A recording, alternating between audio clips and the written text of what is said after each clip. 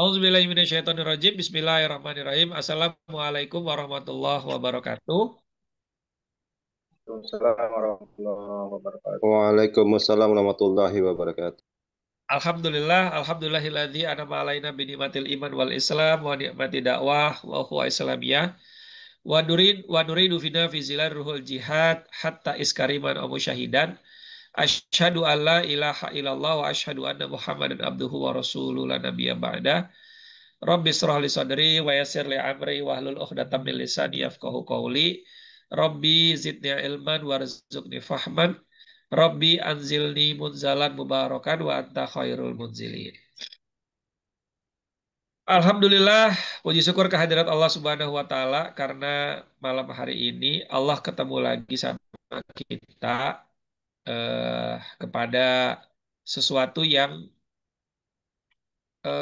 penting ya. Malam hari ini kita akan membahas sesuatu yang cukup penting dalam sesi terapi kita gitu ya. Dalam sesi eh, pengobatan terapi stroke di mana mungkin banyak di antara kita atau para pasien-pasien stroke yang menganggap bahwa terapi stroke itu ya akupuntur, pijat, bekam, apalagi eh, ya sejenisnya lah ya, seperti itu. Padahal ada beberapa cara-cara terapi kepada penderita stroke. Sekarang saya tanya dulu Bapak Ibu semua, apakah ada di antara Anda yang sedang mengalami stroke malam hari ini? Atau mungkin ada keluarga Anda yang sedang menderita stroke? Coba dijawab dalam hati kecil Anda sendiri. Pada saat sebelum Anda kena stroke atau mungkin keluarga Anda terkena stroke itu, ya, apakah ada peristiwa-peristiwa yang mengganggu pikiran, yang mengganggu batin, yang mengganggu emosional, ya? Itu pertanyaan pertama buat para penyintas stroke atau eh, Bapak Ibu yang keluarganya menderita stroke. Pertanyaan kedua, saya tanya kepada teman-teman yang tidak menjadi penyintas stroke. Boleh terapis ya, boleh praktisi medis, boleh Bapak Ibu semua. Menurut Anda, penderita stroke itu sebelum dia terkena stroke, apakah mengalami kejadian atau yang mengganggu pikirannya, mengganggu perasaannya, mengganggu hatinya secara mental? Boleh dijawab. Ustadz, izin menjawab Ustadz. Ya, Ah, Terkait pertanyaan Ustadz tadi, memang saya kan beberapa kali ada menangani pasien stroke. Nah, ya. ternyata setelah dikaji lebih dalam lagi, memang secara eh, ada permasalahan memang di dalam, ada permasalahan dengan keluarganya, dengan tetangganya, itu pasti ada permasalahan-permasalahan begitu, Ustadz. Nah, Oke. Hampir selalunya begitu ya. iya benar, Ustadz. Betul. Artinya, ketika seseorang, makasih ya Pak Julius ya. Artinya, ketika seseorang, ini teman-teman juga jawabnya iya, betul. Eh, Artinya ketika seseorang itu eh, mengalami stroke karena ada pencetusnya, ya, maka kemudian salah satu obatnya adalah harus merilis itu dulu, betul nggak sih? Gitu ya, harus merilisnya. Ini saya coba buka modul tentang stroke ya. Saya sering menyampaikan modul ini ya selalunya di saat training stroke komprehensif. Ya, ini saya coba buka dulu. Jadi Bapak Ibu, kalau dalam pembahasan patofisiologis stroke ya, Landasan diagnosanya itu ada namanya konsep PEDAS, Bapak Ibu. P3DAS, ya. P3DAS. Mulai dari pencetus, penyumbang, penyebab, dampak, akibat, dan solusi, ya. Jadi enam ini menjadi landasan diagnosa kita. Karena kalau tanpa ini, maka terapi kita akan dalam tanda petik begitu ya, bukan sia-sia lah, tapi agak berat progres perubahannya. Nah gitu, agak berat progres perubahannya. Nah ini ya, mulai dari P yang pertama pencetus, ya, artinya ada pikiran, ada cedera karena jatuh, ada traumatik, ya, kejadian traumatik yang membuat dia begitu sangat depresi, kepikiran sampai kena stroke. Saya banyak dapati pasien-pasien stroke itu karena dia begitu mencintai pasangannya, lalu pasangannya berselingkuh. Dia begitu mencintai pasangannya, dia begitu mencintai pasangannya, lalu pasangannya meninggal dunia, yang akhirnya dia depresi dan dia kena stroke, gitu. Ya, tapi ada orang-orang juga yang ketika dia depresi, dia menjadi orang dengan gangguan kejiwaan atau gangguan jiwa. Ya, alhamdulillah berarti penyebabnya bukan dari riwayat penyakit, gitu ya.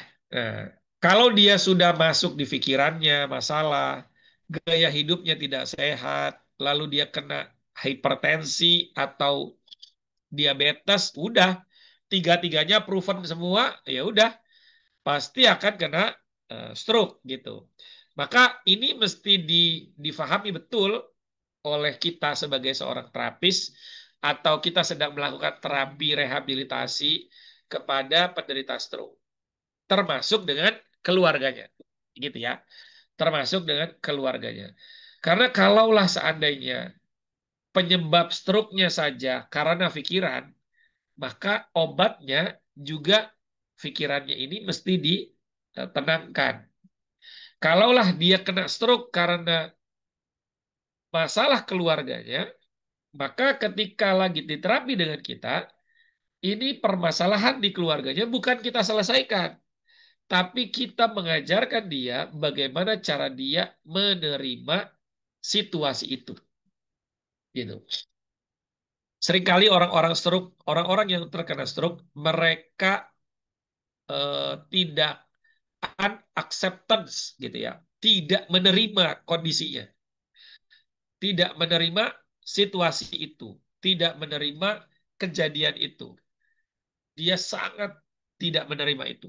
Maka kemudian naik hormon kortisolnya keluar dari ginjal. Kemudian ketika kortisol keluar dari ginjal, pembuluh darah mengecil. Ditambah lagi dia mungkin punya diabetes atau hipertensi atau kolesterol, pengentalan darah yang dia nggak tahu. Maka ketika pembuluh darahnya mengecil, lalu dia mungkin perokok, begitu ya, pembuluh darah itu menjadi getas atau rapuh, ya, pembuluh darah perifernya itu rapuh, maka ketika pembuluh darahnya mengecil, lalu masuklah si emboli ya atau trombotik atau gumpalan pasir gitu kira-kira ya.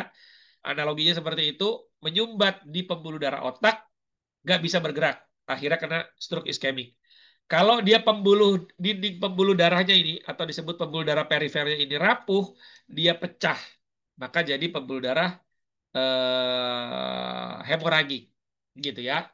Nah, jadi ketika ini terjadi kepada penderita stroke, nggak bisa kita datang sebagai terapis, kita lihat hanya dari range of motion-nya saja. Apa itu range of motion? Hanya dilihat dari, oh tangannya nggak bisa gerak, oh tangannya begini, oh nggak bisa ngangkat, oh ininya udah turun. Hanya itu saja, nggak bisa Bapak Ibu. Nah seringkali kita miss-nya di sana. Seringkali sebagai terapis, miss-nya di sana. Fokus kepada terapi fisik, lupa pada terapi jiwa. Gitu ya. Paling cuma bilang gini, ini sih saya kadang-kadang sering ngomong, sabar ya Pak, semangat terus Pak, tanpa kita tahu dia sedang memendam pencetus tadi tuh pikiran, ya, traumatik, ya, atau mungkin cedera.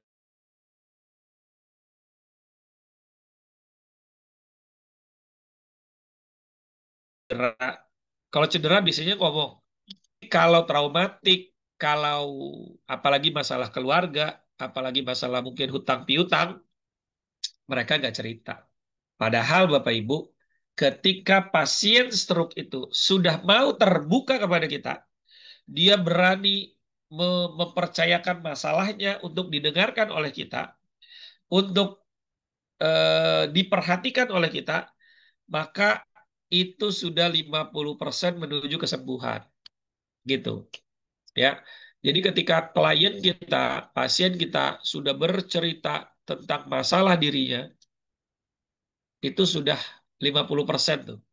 Karena sugestinya udah masuk. Sugestinya udah masuk. Kayak begini, ini bukan bicara soal hipnoterapi, teman-teman. Tapi ini ada kasus di mana seseorang itu dengan limbik sistemnya, dia terpengaruhi oleh lingkungan yang padahal tidak sama dengan keadaan aslinya. Contoh gini, ada satu peristiwa, seseorang meninggal di dalam ruangan freezer daging beku. Daging beku. Ya. Jadi satu ketika peristiwa ini ada seorang pekerja, dia masuk ke dalam freezer besar gitu, ya, apa namanya gitu ya, freezer besar lah pokoknya ya, membuat daging-daging di situ. Lalu dia terkunci di sana. Ketika dia terkunci di sana, dia panik, dia berteriak-teriak nggak bisa keluar, lalu dia eh, apa putus asa, kemudian dia menulis surat kepada keluarganya, minta maaf segala macam bahwa dia akan mati di sini. Dan betul saja, besoknya ditemukan dia mati di dalam ruangan itu, ruangan freezer itu. Tapi yang mengagetkan adalah dia menulis surat itu bahwa ruangan itu sangat dingin sekali. Ruangan itu sangat dingin sekali dan dia membeku kedinginan. Padahal setelah dicek, ruangan itu AC-nya sudah mati beberapa hari yang lalu. AC-nya. Dan ada tempat sirkulasi udara. Ada tempat sirkulasi udaranya. Jadi dia tidak kehabisan napas, dia tidak membeku, tapi dia merasakan dan dia mati karena membeku. Gitu ya. Nah, maka kemudian ini terjadi yang menyebabkan seseorang itu bisa sakit. Dan ini juga yang menyebabkan seseorang bisa sembuh. Saya punya kasus penderita stroke, ya. Dia kena stroke sudah lebih dari setahun, dia tidak bisa jalan sama sekali, duduk juga nggak bisa, digerakkan kakinya nggak bisa. Ya. Lalu datanglah saya ke sana. Saya melihat bapak ini, ya, dengan diagnosa telapak tangan sama diagnosa mata, saya melihat bapak ini ada tekanan garis dendam. Lalu saya tanya, Pak, punya dendam dengan siapa? Ya, gitu ya. Wah, dia cerita bahwa ternyata ada temannya dia berhutang kepada dia.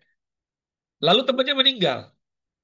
Ya, hutangnya memang tidak terlalu besar, ya. Mungkin nggak nyampe 10 juta.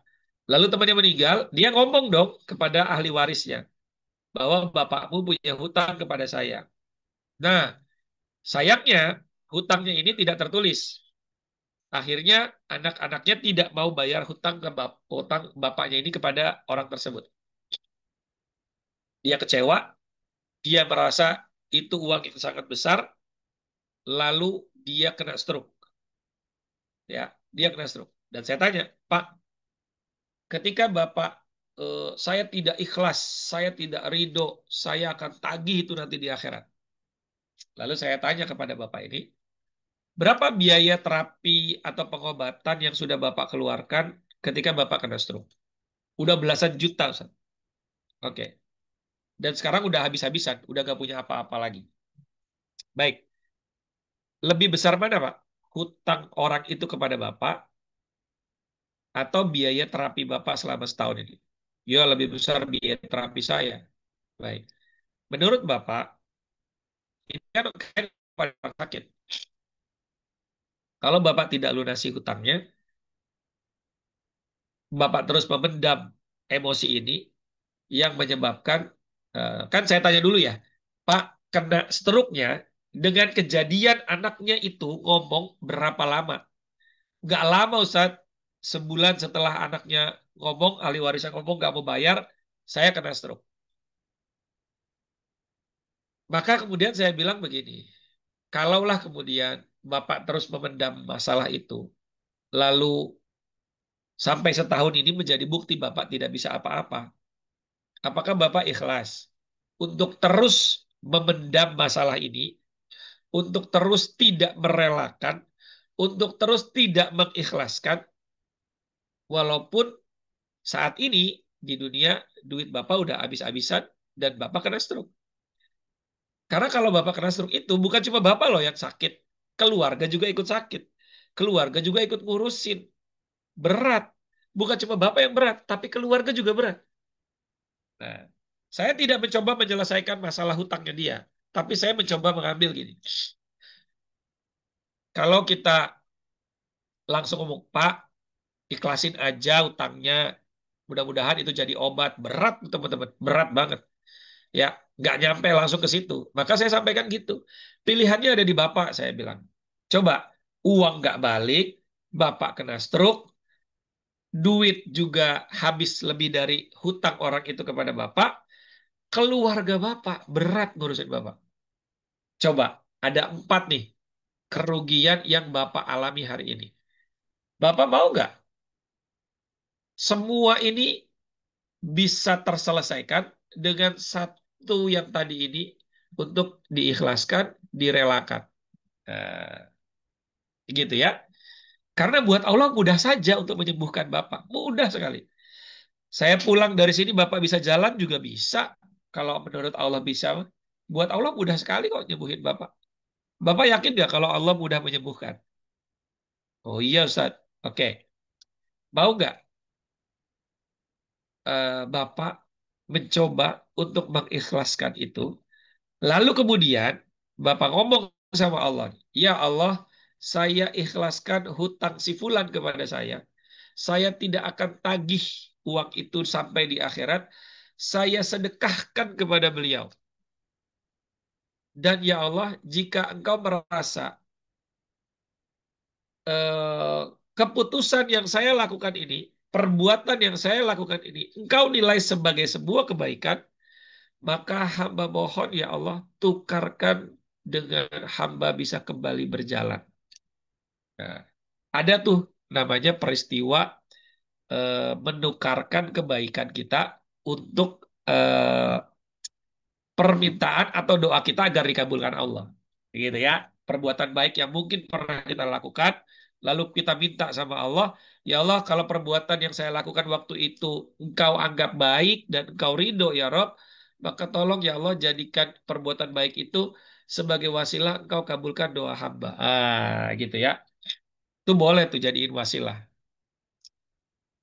Lalu kemudian si bapak ini berat, bingung. Iya, Eh, saya bilang, ya pilihan ada di Bapak.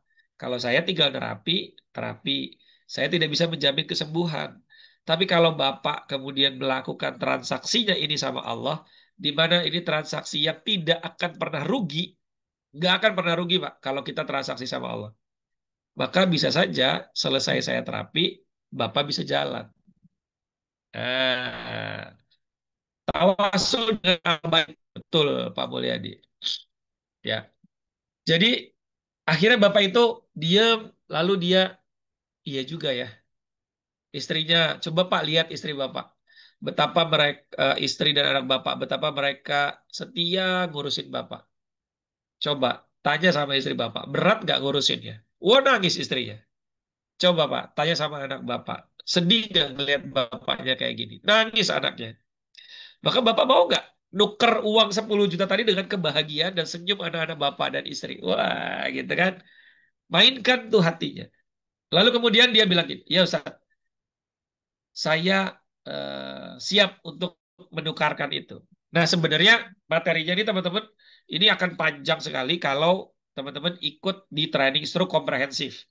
Ya, karena di situ akan saya bahas kupas semua tentang bagaimana memindahkan energi yang lagi low di seorang penderita stroke menjadi energi rilis. Lalu dari situ baru bisa di empowering, gitu ya, baru bisa di empowering. Lalu habis itu dia berdoa sama Allah. Dia ngomong langsung dan saya dengerin.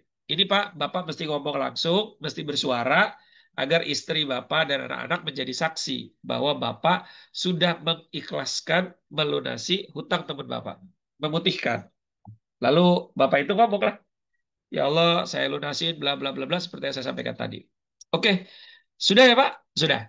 Langkah kedua Pak, belum selesai. Langkah kedua. Bapak tulis WA kepada ahli warisnya si teman Bapak ini. Bilang, sampaikan bahwa hutang Bapakmu sudah aku ikhlaskan dan aku sedekahkan. Aku tidak akan nagih walaupun nanti di akhirat. Dah, gitu. Harus dilakuin tuh.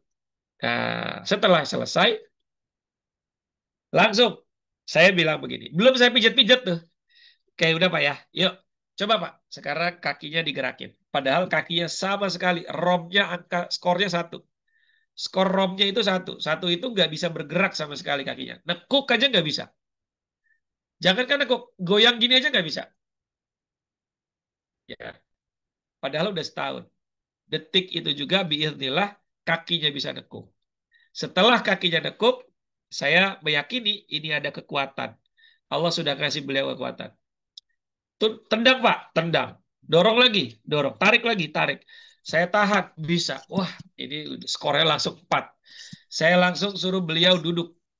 Ya, beliau belajar duduk, langsung belajar duduk, terus saya ajarkan beliau untuk berdiri. Dan seketika itu juga beliau bisa berdiri, saya langsung suruh jalan. Seketika itu juga beliau bisa jalan. Sekeluarga nangis, beliaunya nangis. Padahal belum saya apa-apain. Pertanyaan saya, sesi itu teman-teman, bagian dari terapi bukan? Coba jawab. Bagian. Bagian dari terapi. Betul. Ya, bagian dari terapi. Maka skill kita bukan hanya skill terapi, teman-teman, yang mesti kita miliki. Ya,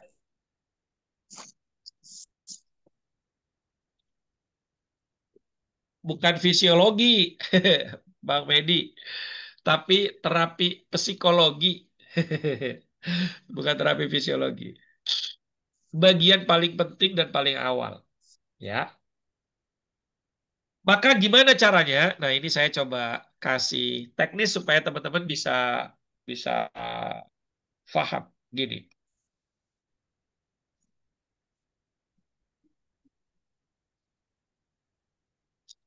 Ini saya pakai modul dari pembelajaran di Academy Trainer ya. Ada namanya jelek momen ya, di jelek momen. Ada peristiwa masa lalu yang mengganggu, menyakitkan, menyedihkan, membuat stres, depresi sampai kena stroke.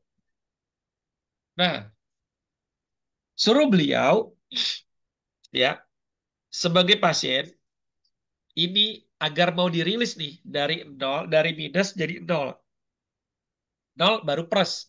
Baru plus begitu ya. Tenaganya baru plus, semangatnya baru plus. Baru bisa di empowering ya. Jangan langsung di empowering orang lagi stres, lagi depresi disuruh empowering, jangan. Rilis dulu, dienolin dulu, dinetralin dulu kira-kira. Kayak gigi mobil lah. Kalau dia lagi R, jangan langsung gigi 1, tapi netral dulu. Setelah netral, baru gigi 1. Nah, gitu ya. Kalau langsung gigi 5 dari R, iya nggak bisa jalan, berat ya. Berat, ngabisin bensin, mesin rusak.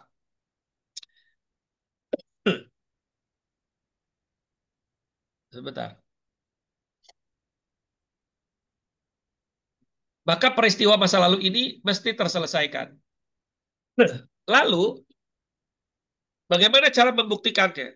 Apakah jelek momen itu sudah tuntas atau belum tuntas? Kalau dia sudah tuntas, dia akan menjadi cerita biasa, dia akan mentertawakan diri dan tidak ada reaksi fisik atau emosi ketika menceritakan itu atau membayangkan situasi itu.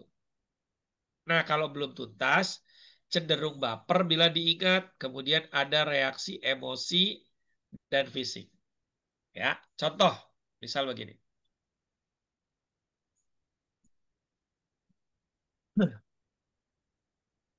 Saya punya sebuah masa lalu yang sangat menyedihkan. Ya, punya masa lalu yang sangat menyedihkan. Ini cerita saja, cerita fiksi ya, bukan cerita diri saya, cerita fiksi. Di mana saya dulu ditipu di pekerjaan saya. Lalu saya dituduh sama teman kerja saya ngambil uang perusahaan. Ya, sampai kemudian saya dipenjara, padahal di persidangan tidak terbukti saya mengambil, sama sekali tidak. Saya dipenjara, lalu kemudian keluarga saya nggak bisa makan segala macam, akhirnya numpang dan segala macam. Tapi justru dari situ, begitu saya selesai di penjara, saya di situ ketemu dengan seseorang yang Masya Allah, orang ini luar biasa semangatnya, memberikan inspirasi kepada saya.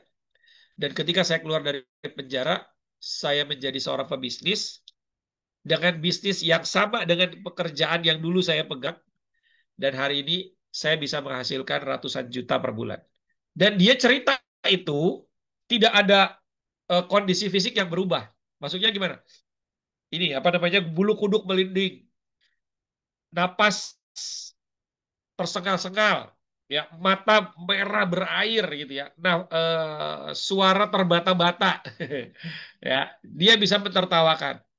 Mungkin kalau dulu saya nggak difitnah, mungkin saya masih jadi karyawan yang berangkat pagi pulang sore, pantat pinggang pegel-pegel pas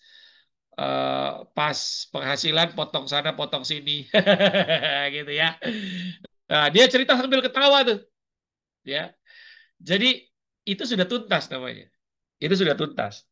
Tapi ada yang belum tuntas. Apa itu? Gini, teman-teman punya selalu pernah dengar gak satu peristiwa bahwa biasanya orang-orang ini ya mengambil hadis di peristiwa Rasulullah. Rasulullah mengatakan bahwa ada salah satu sahabat yang membunuh pamannya Rasul, lalu kemudian orang itu masuk Islam, lalu Rasulullah bilang, aku maafkan kamu, tapi kamu jangan menampakkan dirimu di hadapanku. Dari situ kita mengambil kesimpulan, memaafkan oke, melupakan jangan. Benar gak ya? Benar ya? Sering gak begitu? Memaafkan boleh, melupakan jangan. Saya mau sampaikan teman-teman, jangan mengambil mengambil porsi hadis kayak begitu sesuai keinginan kita, gitu ya. Karena beda, kita dengan Rasulullah itu berbeda. Rasulullah menyampaikan seperti itu, di hatinya sudah tidak ada dendam sama sekali. Tidak ada dendam sama sekali. Bahkan mendoakan kebaikan kepada orang itu. Pertanyaannya ketika kita yang mengalami itu, ini ada orang kita kesel sama dia, kecewa sama dia, lalu lagi mau sholat, tiba-tiba kita lihat sendalnya nih. Ini sendal orang itu nih. Yang bikin kita kecewa, yang bikin kita kesel, yang pengen kita tabokin. Itu kira-kira kita bakalan sholat di situ atau cari masjid lain. Kalau misalnya, ada dia lagi. Enggak. Apalagi dia jadi imamnya lagi. Wih, denger banget. Ini denger banget. Suaranya tahu banget. Ini suara dia. Gak mau gue. Gak mau dia jadi makmum dia. Gue cari masjid lain. Itu bukan memaafkan tapi tidak melupakan. Bukan. Itu belum dimaafin. Itu namanya belum tuntas, teman-teman. Gitu. Apalagi ketika suruh ngebayangin peristiwanya. Coba Anda bayangin dan mungkin boleh Anda ceritain. Gimana peristiwa dulu Anda difitnah orang sampai ada kena stroke. Lalu dia cerita dengan terbata-bata, lalu di ujung, saya sih udah maafin. Belum, itu belum tuntas. Gitu. Ya, ya, Wahsy bin Harb, ya itu salah satu sahabat Rasulullah ya. Eh, Ya itu namanya belum dimaafin. Kalau kemudian ngelihat sendalnya aja kita kesel, ngedengar suaranya aja kita kesel, apalagi masih suka stalking, stalking statusnya, ya, ngelihat ngelihat status WA-nya, ya, begitu dia nggak ngasih status WA, apalagi fotonya nggak ada, kita langsung pikir, wah, gua diblokir. Padahal bisa aja dia memang lagi gak masang foto profil gitu. Ya, saya punya banyak murid-murid saya yang ya mohon maaf yang melukai hati. Ada gitu, beberapa ada. Tapi apakah kemudian eh, saya membencinya? Enggak sama sekali. Bahkan saya mengikuti guru saya.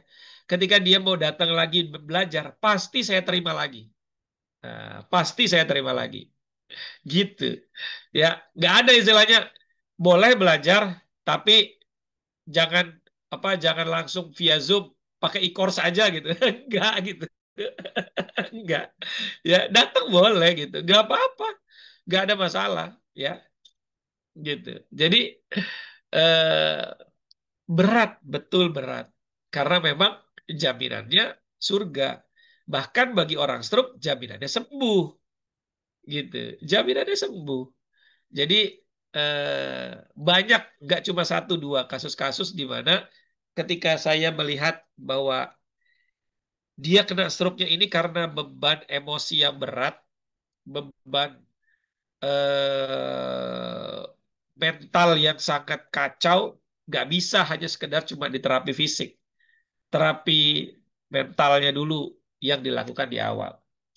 Nah, maka gimana caranya agar kita itu bisa gitu ya eh, melakukan atau mengajarkan kepada pasien kita untuk bisa eh, rilis dengan masa lalunya gitu ya, rilis dengan apa yang pernah dialaminya gitu ya, rilis dengan eh, unacceptance-nya gitu ya. Nah, maka sampaikan begini kepada pasien dan keluarganya. Pak, saya kasih PR ya. Saya kasih PR selain terapi, Bapak setiap pagi, kalau misalnya dia mungkin eh, apa bisa jalan walaupun terbata-bata, tertatih-tatih, gitu ya, bukan terbata-bata, tertatih-tatih, ataupun pakai kursi roda, usahakan setiap pagi dirinya melakukan mindful breathing, ya, bernafas dengan sepenuh kesadaran, hadir utuh, sadar penuh, hadir utuh, sadar penuh. Karena sering kali kita dari bangun tidur sampai tidur lagi, kita tidak hadir utuh dan sadar penuh terhadap diri kita, terhadap kehidupan kita hari ini. Maksudnya gimana? Kita sering diajarin sama Rasulullah bangun tidur suruh doa, ya kan? Alhamdulillahilladzi ahyana ba'da ma amatana wa ilaihi nusur. Pertanyaannya, apakah doa itu kita bacakan pas bangun? Alhamdulillahilladzi ahyana ba'da ma amatana wa ilaihi nusur. Amin. Udah jalan. Atau kemudian kita duduk dulu, lalu kita bilangin, Alhamdulillah, ya Allah. Alhamdulillah ya Allah, Engkau kembalikan lagi ruh ini, ya Allah. Nah, itu hadir utuh sadar penuh terhadap doa. Gitu. Seringkali kita ngomongnya sering istighfar, tapi nggak hadir utuh sadar penuh dengan peristiwa atau sesi istighfarnya. Ya. Maka ajarin kepada pasien stroke, Pak, setiap pagi Bapak grounding, duduk di lantai atau di tanah, lebih bagus di tanah atau di rumput, dekat dengan pohon, duduk lalu bernafas. Tenang aja, duduk di bawah aja ke deprok. Tarik napas, Allah, buang napas, Alhamdulillah. Ya, tarik napas lagi, Allah. Hadirkan Allah dalam hati kita, dalam pikiran kita. Saya tidak mengajarkan untuk mengosongkan pikiran. Saya justru mengajarkan kepada Bapak Ibu, hadirkan Allah dalam hati kita dan dalam pikiran kita. Tarik napas, Allah. Buang napas, Alhamdulillah. Terus saja. Lalu ngomong, ya Allah, makasih ya Allah. Hari ini Engkau kasih aku nafas lagi. Engkau izinkan aku bisa duduk di bawah sini. Bisa merasakan lagi rumput yang aku pegang. Bisa merasakan lagi tekstur tanah yang aku pegang ini ya Rob. Makasih ya Allah. Gitu ya. Betul-betul ngomongnya tuh kayak orang terima kasih dikasih apa sih? Kalau kalau ini analogi aja ya, ya mungkin tidak sebanding lah.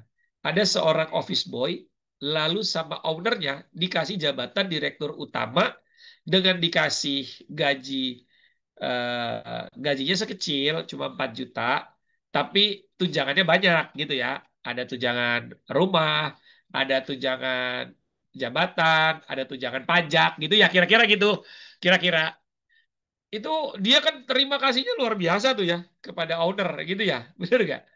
Ada yang mungkin terima kasihnya dengan wah seneng joget-joget, ada yang terima kasih, "Oh, makasih banget Pak ya Allah, makasih, hatur nuhun pisan, hanupis ya Allah dipeluk-peluk gitu ya, makasih banget gitu kan, sama tuh ketika orang stroke Bapak bangun tidur, Allah masih kasih kesempatan Bapak untuk bisa mendapatkan rezeki yang lebih lagi, maka bersyukur dulu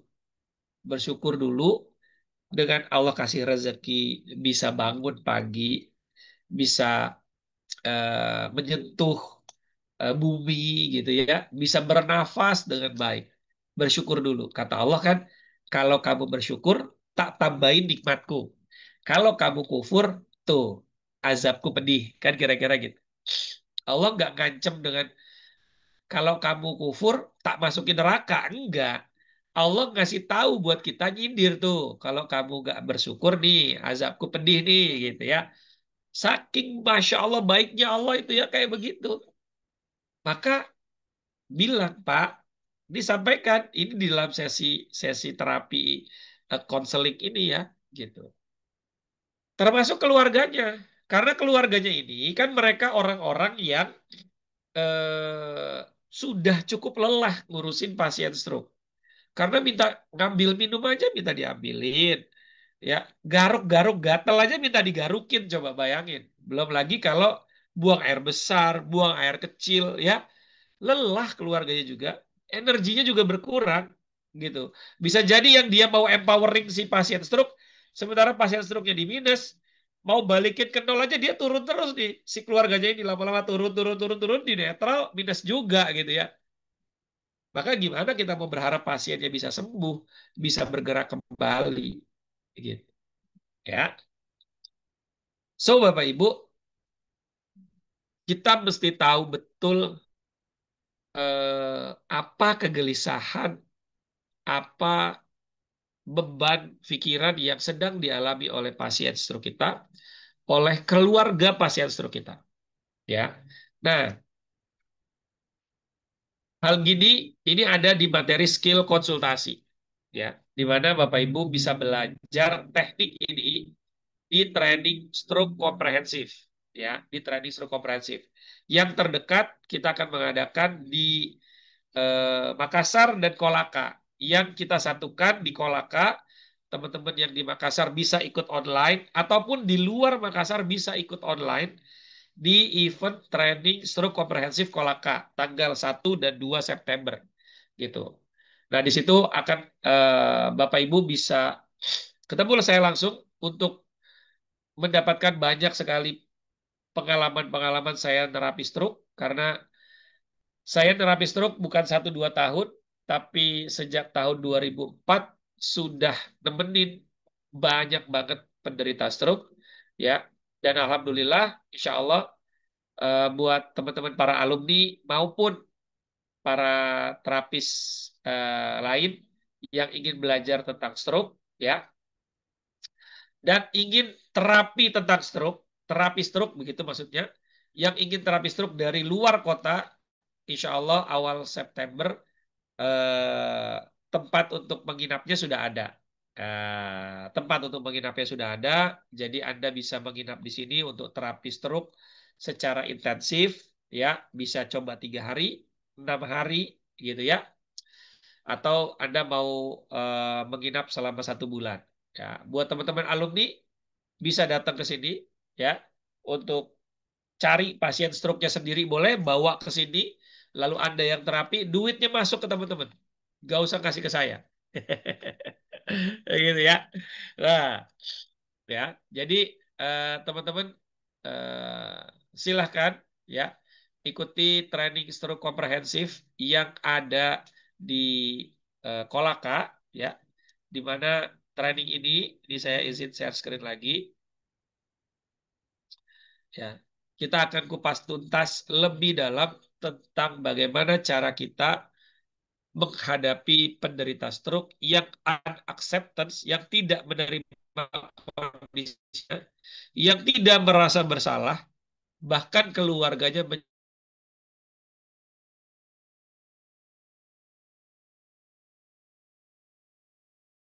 mencapakannya, bisa punya semangat lagi. Ya, Bapak Ibu bisa belajar intensif selama 5 hari. Ya, offline-nya di tanggal 1 dan 2 September 2025 ini di Aula UPTD BLKK Kabupaten Kolaka, Sulawesi Tenggara. Online-nya tanggal 26 sampai 28 September, 3 hari. Lalu nanti pendampingannya ada belajar selama 6 bulan. Ya, 6 bulan by Zoom, Bapak Ibu akan belajar dengan saya. Lalu, apa keilmuan yang dipelajari? Ada fisiodiagnosis, bagaimana cara kita mendiagnosa fisiknya pasien, kemudian juga cara baca alat diagnosa gizi holistik, ya, hasil diagnosanya, cara bacanya bagaimana. Kemudian ada exercise untuk stroke, ya. Kemudian ada afasia terapi. Afasia terapi ini terapi gangguan bicara, motorik, kognitif, ya, motorik, sensorik ataupun nominal, termasuk juga skill konsultasinya, termasuk juga Bapak Ibu akan belajar 3 stroke. Nah, dari terapi zona kepala, terapi zona perut, dan totok kabataki. Totok kabataki itu totok badan, kepala, tangan, dan kaki. Itu Bapak Ibu akan pelajari. 3 teknik pijat stroke. Kemudian 3 teknik akupuntur stroke. Ya, mulai dari MLS nyeri, MLS HDO, hentak denyut otot, dan juga akupuntur stimulator. Kemudian Bapak Ibu akan belajar 2 teknik bekam tentang stroke. Bekam api dan bekam basah khusus untuk materi stroke. Kemudian ada peracikan herba stroke. Jadi kalau Bapak Ibu sebagai terapis, ya, atau mungkin Anda punya keluarga penderita stroke, ya, atau mungkin Anda punya anak yang Anda mengalami stroke dan ingin anaknya untuk anaknya untuk belajar terapi stroke ini, ya, maka saya sarankan Anda untuk hadir di training ini. Fasilitasnya Bapak Ibu, ada 14 keilmuan senilai 7,5 juta, pendampingan berkelanjutan senilai 6 juta, pendampingan dan konsultasi eksklusif senilai 5 juta, kemudian akomodasi selama training nilainya 300.000. Fasilitas lain, ini sertifikatnya Bapak Ibu akan dapat 5 sertifikat sekaligus dari LKP resmi. Ya, 5 sertifikat sekaligus. Kemudian ada buku Sembuh Bahagia, buku yang saya tulis, itu harga bukunya saja sudah 249.000. Kemudian ada kaos polo yang bertuliskan spesialis terapi stroke, ada ID card Imani yang bisa dipakai buat bayar tol, belanja di supermarket atau minimarket. Ada krim pijat nilainya lebih dari 850.000. Maka totalnya kita hitung itu lebih dari 21 juta Bapak Ibu. Investasinya berapa? 3 juta saja. Bapak Ibu cukup investasi 3 juta untuk 20 orang pertama. Lebih dari itu investasinya naik jadi 3.500.000. Pak, saya duitnya nggak ada kalau sebanyak itu sampai nunggu tanggal 1. Maka Bapak Ibu bisa nyicil, bayar dulu 2 juta ya sampai sebelum acara mulai. Nah, ya. Sebelum trainingnya dimulai tanggal 1 Bapak Ibu bayar 2 juta. Nanti cicilan kedua bulan depan. 20 September lagi 1 juta lagi. Jadi 3 juta Bapak Ibu. Silakan menghubungi Ki Ageng Bakhtiar ya untuk di training stroke komprehensif Makassar, Kolaka ya ataupun online bisa hubungi Ki Ageng Bakhtiar, nomor teleponnya ada di sini ya 0822 4394 8789 ya. Silakan hubungi Ki Ageng Bakhtiar atau Bapak Ibu bisa menghubungi admin kami ya. Silakan kakak admin untuk menuliskan nomor teleponnya di kolom chat ya agar Bapak Ibu yang mungkin ingin konsultasi tentang terapi, kemudian ingin daftar tentang training, ya silahkan. Karena ada training berikutnya, Bapak Ibu kita akan belajar training stroke komprehensif di Jakarta. Ya, di Jakarta tanggal 16 sampai 21 September, masih bulan depan. Bapak Ibu sama 3 hari offline, 2 hari online, ya Bapak Ibu bisa materinya sama, biayanya 3 juta untuk 10 orang pertama dan 3.250.000 untuk 20 orang berikutnya. Dan ini free penginapan. Bapak Ibu gratis penginapan untuk 10 orang pendaftar pertama. Gitu ya. Sudah biaya lebih murah 3 juta gratis penginapan.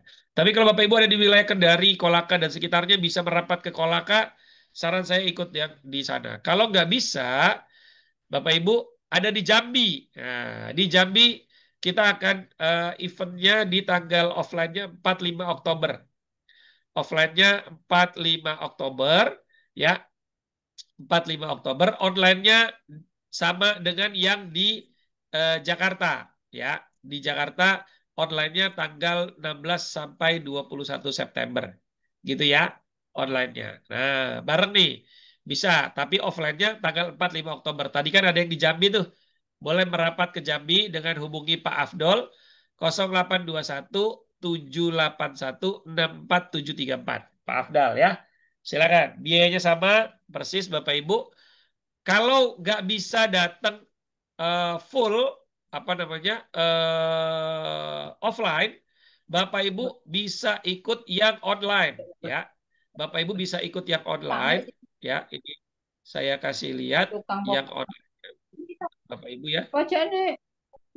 Pintu gerbang wi.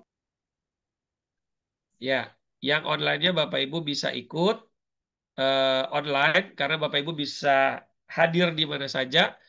Biayanya 2.750.000 saja, tapi ini untuk 10 orang tercepat karena kita batasi untuk online hanya 10 orang saja.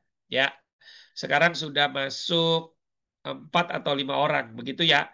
Masih sisa sedikit. Bapak Ibu silakan ikut ya pembelajarannya di tanggal yang sama dengan pelaksanaan training Jakarta. Atau bisa juga Bapak ikut yang training Kolaka ya di online kan-nya di sana. Itu juga bisa. Bapak Ibu yang ikut ini ya semua akan dapat e-book kesehatan ya di mana e-book ini Bapak Ibu saya jual seharga hampir 1 juta rupiah. Hampir 1 juta rupiah dan Bapak Ibu yang ikut training stroke komprehensif Bapak Ibu akan dapat e-book itu semua. Nah, ada lagi yang lebih menariknya. Kalau Bapak Ibu DP dulu malam hari ini juga sampai besok siang, Bapak Ibu akan dapat tambahan akses video training stroke komprehensif sebelumnya. Jadi Bapak Ibu udah bisa belajar dari recording yang sudah ada. Jadi nggak perlu nunggu sampai di September tadi. Ya, kalau Bapak Ibu DP malam hari ini sampai besok siang minimal 1 juta, ya, Bapak Ibu akan langsung kita kasih akses 3 recording, 3 pertemuan materi yang dari training stroke komprehensif sebelumnya sudah bisa langsung dipelajari, gitu ya, langsung bisa dipelajari, langsung bisa dipraktekin. Oh, enak banget. Nanti pada saat trainingnya, mau online ataupun offline, bisa ikut lagi. Jadi dapat 2 kali tuh. Belajar pertama dari recordingnya, belajar kedua live-nya. Baik live offline ataupun live online. Ya, batasnya sampai besok siang jam 12. Bapak Ibu silakan hubungi admin, nomor teleponnya Kak Nisa tolong diturunin lagi ke bawah ya.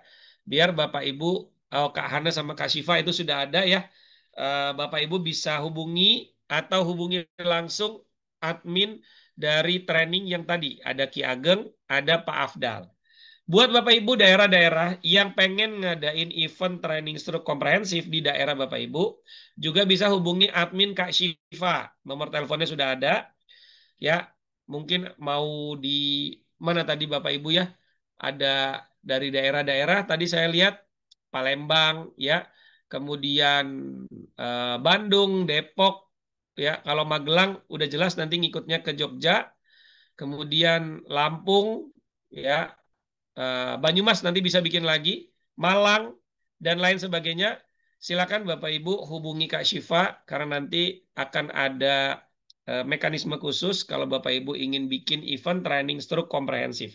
Belajar terlengkap 14 keilmuan khusus tentang stroke. Kita nggak bahas yang lain-lain, kita bahas tentang stroke yang mana Bapak Ibu akan menjadi seorang spesialis terapi stroke.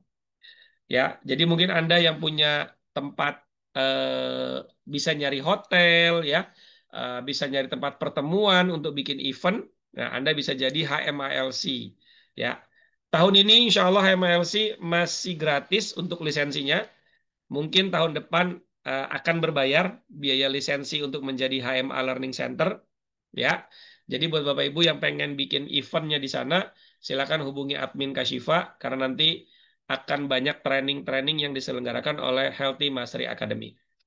Oke, sebelum kita tutup, Bapak Ibu, saya silakan membuka beberapa pertanyaan ya. Kita 4 menit lagi atau 5 menit lagi kita akan tutup. Saya coba jawab pertanyaan yang dari kolom chat dulu ya. Oke. Yang ingin tanya langsung boleh raise hand ya. Ada pasien saya kena stroke karena beban pikiran, merasa ia disantet mertuanya. Saya bingung harus bagaimana. Oke, gini. Pertama, Pak Julius sampaikan bahwa tidak ada sesuatu pun yang terjadi pada diri kita itu tidak atas izin Allah. Nah, gitu ya. Itu dulu tuh. Artinya, sekalipun misalnya santet itu benar dilakukan oleh mertuanya bapak atau mertuanya ibu, maka itu sudah pasti atas izin Allah. Pertanyaannya sekarang, kenapa sampai Allah mengizinkan? Kan gitu pertanyaannya. Gitu ya. Bukan nyari siapa yang nyantet, tapi kenapa ya Allah kok engkau mengizinkan santet ini kena kepadaku? Apakah jangan-jangan aku ini jauh darimu? Apakah jangan-jangan aku ini tidak merasa dekat denganmu? Gitu ya. Sehingga kemudian engkau mengizinkan santet itu mengenaiku. Apakah ini caramu untuk membuat aku kembali dekat denganmu? Kayak gitu tuh. Jadi jangan fokus kepada ini siapa yang nyantet, segala macam. Karena hal itu tidak bisa dia kendalikan. Betul nggak? Hal itu tidak bisa dia kendalikan. Yang bisa dia kendalikan adalah bagaimana dirinya minta ampun sama Allah bahwa ternyata, ya Allah, benar ya. Kata Allah gini, segala yang baik-baik yang menimpa dirimu itu datangnya dariku, kata Allah. Lalu segala musibah yang buruk-buruk, ujian apapun yang buruk-buruk yang terjadi kepada dirimu karena kesalahanmu sendiri. Berarti pertanyaannya, ketika pasien itu kena stroke, apakah itu kesalahan mertuanya atau kesalahan dia? Kan gitu dulu.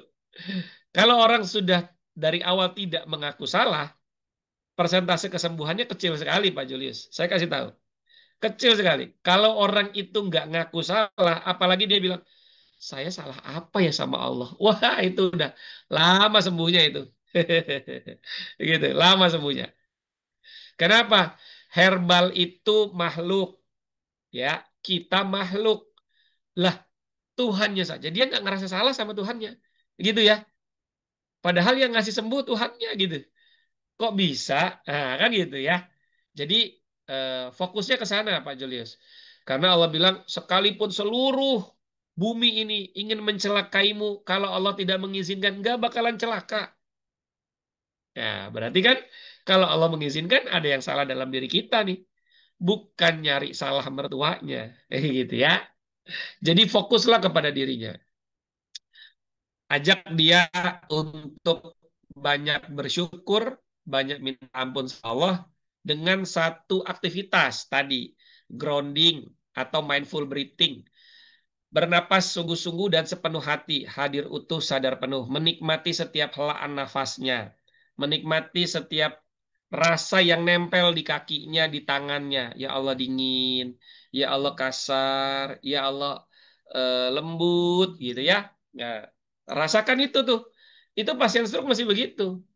Jangan malah bangun tidur, tel TV, cetrek, cetrek, makan, cetrek, cetrek. Lama-lama nih turun nih. Turun nih lama-lama nih. Ini turun, nggak bisa ngangkat. Kemudian lama-lama tangannya narik, udah makin panjang. Gitu ya, Pak Julius ya. Kemudian, biasanya klien kalau tanya, ini kaitan dengan pikiran, si pasien menjawab, namanya orang tetap mikir lah. Nah, jadi gimana mensikapi hal tersebut? Gini, Pak Purwanto sampaikan, Pak, dari data itu, Pak, bahwa orang stroke itu penyebab pertama, pencetus pertamanya adalah pikiran. Pertanyaan saya, Bapak kena nih kan bulan Juni nih. Sebelum kena ini, Pak, ada nggak peristiwa yang mengganggu sekali di pikiran Bapak saat itu? Gitu. Kalau ada yang mungkin terus berat, Bapak ingin coba cerita ke saya, cerita saja nggak apa-apa gitu. Eh, apa namanya? Dengan begitu agar saya bisa tahu bagaimana cara melakukan pengobatan kepada Bapak. Nah, gitu ya. Jadi seperti itu Pak Purwanto. Ya. Kemudian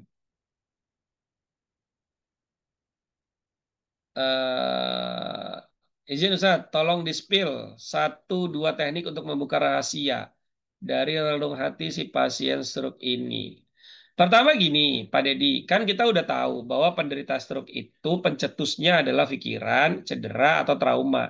Cedera biasanya cerita. Cedera tuh biasanya cerita. Waktu itu Bapak jatuh naik motor, kepleset, pasti cerita. Tapi kalau pikiran ini dia nggak cerita. Maka gimana caranya? Ya, sebenarnya di tangan ini ada tanda. Di jari apa ini? Manis, ini ada garis di sini melintang di ruas kedua. Di ruas kedua ini ada garis melintang warna biru. Urat, urat biru. Kalau urat biru ini keluar, bisa satu urat atau dua urat atau bahkan sampai di jari tengah ini keluar juga, maka ini sering kalinya ya, mungkin 99% dia punya beban masalah yang masih dia pendam, yang masih dia simpan. Dan itu belum selesai. Itu belum tuntas. Gitu. Itu belum tuntas. Ini nggak hanya berlaku kepada orang stroke ya. Orang biasa juga ketika saya lihat tangannya ada garis, ini ada masalah nih. Ada punya masalah apa? Keluarga, masalah dengan pasangan, masalah dengan pekerjaan, dan ini kayaknya udah beberapa bulan atau beberapa tahun terjadi nih. Gitu. Oh iya Pak, gini gini gini gini, gitu ya. Biasanya akan seperti itu. Oke. Mungkin sulit bicara karena kebanyakan cerita bicaranya nggak jelas. Maka Pak Medi tanya ke keluarga pasien, gitu, ke keluarga pasien, gitu ya. Gimana cara itu bisa, gimana ceritanya bapak atau ibu kena stroke sebelumnya ada peristiwa apa, nah, gitu, biar bisa diceritain, ya. Saya juga dapat pasien stroke yang pemilik rumah sakit yang menceritakan istrinya, gitu ya, yang menceritakan istrinya, bukan dianya, karena dianya cuma bisa ngomong dua kata, angka doang, 3 4 3 4, ngomong apapun 3 4 3 4, ya, padahal dia udah terapi kemana-mana, ya. Lalu kemudian istrinya cerita, saya terapi 6 hari selama intensif, diinapkan sama beliau di hotel. Saya terapi pagi sore. Alhamdulillah selama 6 hari 12 kali terapi, beliau sudah bisa ngomong,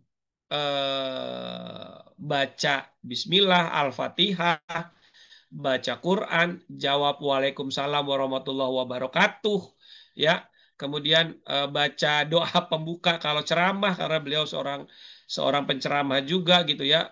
Lalu beliau bisa sujud pertama kali setelah berbulan-bulan nggak bisa sujud. Ya, 6 hari terapinya ya, alhamdulillah. Jadi seperti itu, keluarganya support akhirnya ketika saya menceritakan tentang teknik, bagaimana cara keluarga ini memperlakukan si pasiennya gitu ya. Oke, terakhir, bagaimana membedakan ini stroke karena pikiran, makanan, atau perbuatan? Tidak semua keluhan pencetusnya tensi tinggi. Apakah ini juga karena kejiwaan? Pak Purwanto, jadi gini Pak, ini saya buka lagi ya. Selalunya patofisiologi stroke itu seperti ini, Pak. Nih, selalunya itu begini, ada pencetus, penyumbang, penyebab, baru dampak. Iskemik hemoragik, akibatnya terjadi kelumpuhan. Baru kita mutusin solusinya. Jadi, jangan langsung di P3, Pak. Oh, ini hipertensi. Oh, ini kekentalan darah. Oh, ini diabetes. Enggak. Pasti ada hal yang sebelumnya. Karena apa? Dari data Riskesda, Bapak Ibu, penderita diabetes di Indonesia itu 40 juta. Dan 80% diantaranya diabetes tipe 2 ya, itu disebabkan karena gaya hidup tidak sehat. Ini jelas, diabetes ini kan the mother of disease, ibunya para penyakit. Salah satunya ke stroke, ke gagal ginjal, ke jantung gitu ya. Jadi jangan langsung ke penyakit dulu, itu P3 tuh. P2-nya ada penyumbangnya, P1-nya ada pencetusnya. Gitu ya. Jadi mesti masuk dari situ. Oke. Jari mana? Jari manis kalau udah parah banget sampai jari tengah.